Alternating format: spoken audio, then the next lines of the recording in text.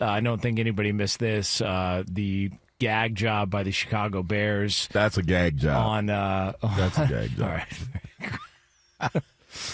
The gag job by the Bears on Sunday, losing on a Hail Mary. Of course, there's all sorts of reaction to that, questions that are being asked. One of the questions was asked to Matt Eberflus, the head coach of Chicago, yesterday, because it wasn't so much the final play, but the decision to play the defense the way that he did on the previous play, which allowed Washington to pick up a quick 13 yards before setting up the final Hail Mary. Here was the Bears head coach talking yesterday. You've also downplayed the significance of the 13 yards on the previous play. I'm curious why you've downplayed that, and it seemed like you were motioning towards Jalen to come up on that play before that play was run. Yeah, so they're, in that particular situation, you always know that they're going to do, with 6 seconds to go at the 35, they're going to either go for the end zone there or just try to get more yards and do that. So if you want to play sideline defense, what they're going to do is they're going to convert to the Hail Mary right there and then just run everybody off the sideline. Then you got to pick them up from the sideline and do the same job that you're going to do in the Hail Mary. So,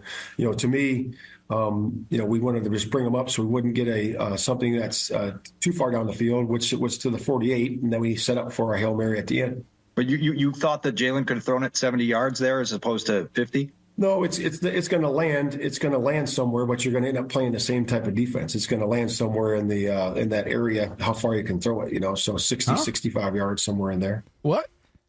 Hey man, what? That team needs to play another game ASAP. You got it. Q, can you make sense of it? Yeah, I mean, he's trying to make sense for, here's the reality, and I always say this about coaching and when reporters, people ask about it. When they played prevent defense in the prior snap only rushing 3, do you think he was hoping they would gain 13 yards? Do people out there think that he was like, oh, that's okay, they gained 13 yards? Of course not. It wasn't executed the way he thought. He was thinking that they were going to try to take more of a chunk than just try to get 13 yards quick to set themselves up for a Hail Mary, which, mind you, if they don't catch the Hail Mary, this isn't even we're not having this conversation. Yeah, no one cares about the play before the Hail Mary that gave them 13 yards. Indeed. So hindsight's always 20/20. We always want to be critical of this and that little thing. Why not go back to the first, second quarter of some of those, either poor calls or things that you were frustrated about and all that?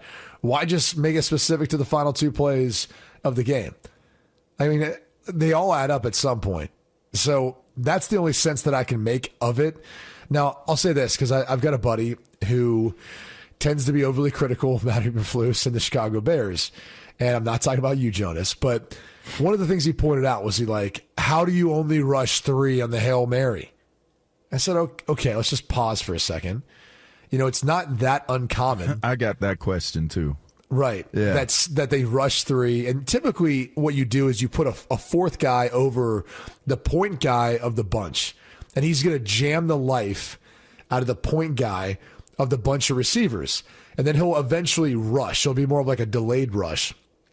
And the reason why you do that is you're basically making it harder for one, if not 2 of the guys, depending on how well that defensive lineman jams them, to get down the field, which obviously if they're not down the field, Jaden Daniels or whatever the quarterback is can't throw the football for the Hail Mary if no one's down there. So he's got to buy more time.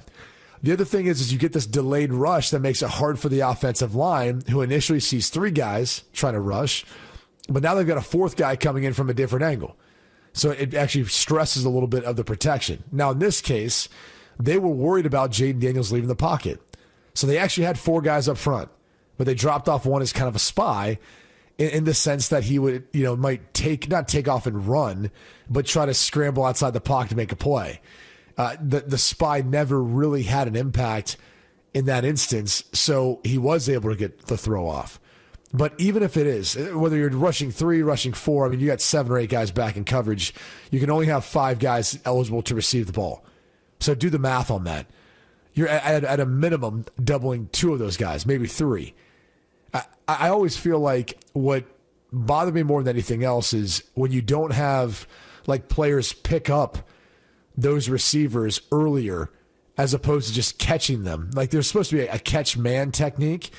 But if you have those defensive players pick them up sooner, to slow them down, disrupt a little bit of where they're running or where they're trying to get to. And then a couple of guys back at a minimum who are able to watch the quarterback and make a play on the football itself. That to me is a more effective way than just having everyone kind of waiting down near the end zone to try to make a play on and tipping the football. So we can dissect the last 2 plays of the game all we want. The reality is Tyreek Stevenson wasn't even quite prepared and ready. There was a lack of execution on the play prior and obviously the Hail Mary play itself. It's not going to change the results. Like, clearly they were trying to implement the defenses they thought would be most effective to get a stop and finish that game. You know, if you wanted to play an all-up pressure, okay. And then if they give up a big play, or if there's a quick pass and a catch and run that ends up being a big play, then we're having a conversation about that. So, like, you can't sit there and be upset about the result and then go back and dissect every little thing. Like, what he did was what many defensive head coaches or coordinators have done for years. They just didn't execute. And a lot of it had to do with the players on the field, not so much the coaching staff. Don't let them get behind you. Don't let anybody get behind you. That's it. That's all we could go, like, I think that's great reasoning that you just gave. Don't let anybody get behind you. It's a Hail Mary. In fact, and when you really think about it, those three guys rushing, you do what you can do. You're outmanned. You're outnumbered. Everybody knows that. So if they're going to block you, they're going to block you. It's meant to be a prevent defense because you're preventing them from getting into the end zone. That's a last play of the game. When you're in a prevent, maybe it could be if it were a field goal scenario, then it's different. If it's different. But if it's you got to absolutely get into the end zone, no negotiables there. You got to get in. You cannot allow anyone behind the defense. That's as simple as it gets. That's it. That's it. And you know what? Last time I checked, I've never seen a coach stay behind the offense on a Hail Mary throw. I've never seen it. And if they can catch it, like in the scrum and the pile up that they have of all the players that are there in coverage, then that's the luck of the draw. But it is a absolute cardinal sin to allow an offensive player to catch the ball behind the defense in a Hail Mary play. Case closed. There is no more debate. Like, there is no hindsight. There is no, hey, Eberflus, there is no nothing. If they could play Arizona tomorrow, they would sign up for that. They got to get this taste out of their mouth in a hurry. Like, they need to get to another game and just forget everything that happened in Washington. I don't know about that. Kyler Murray's pretty good at throwing Hail Marys. Okay, so they probably need a few more days of practice on that. Listen, what are the odds, though? Like, what are the chances? I would love to be in the fly in the room for the film breakdown and for Tyreek Stevenson. Oh, God. I mean, LaVar, you've been in those defensive meetings. Oh, bro. I mean, it's probably a team meeting because it's so egregious that Matt Eberflus wants to bring it to everyone's attention and kind of point out one of those deals.